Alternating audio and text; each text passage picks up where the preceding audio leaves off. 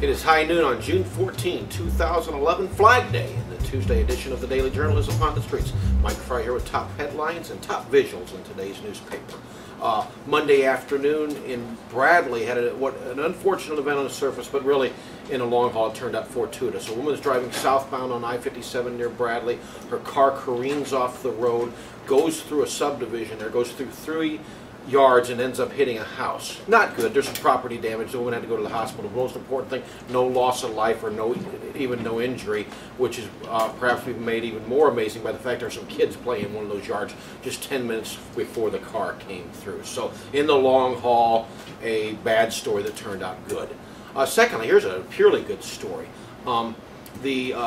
There's a Baptist church here in Kankakee on Chestnut Street, which the roof needed repair. So through networking in the Baptist community, a group of volunteers came up from the Anna, Illinois Baptist Church to put a new roof on there. They're doing that even as we speak.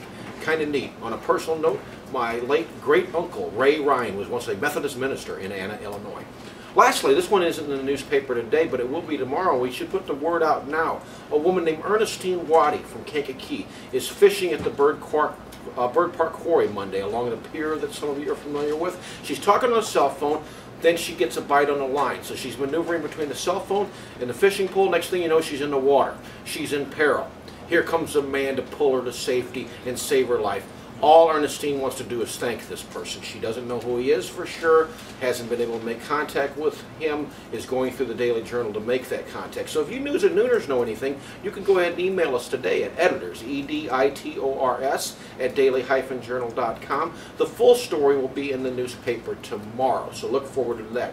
As for today, that'll do it for the news at noon. You can subscribe to the Daily Journal by calling 815-937-3322. You can also pick it up on newsstands. And so till tomorrow, stay cool, be cool.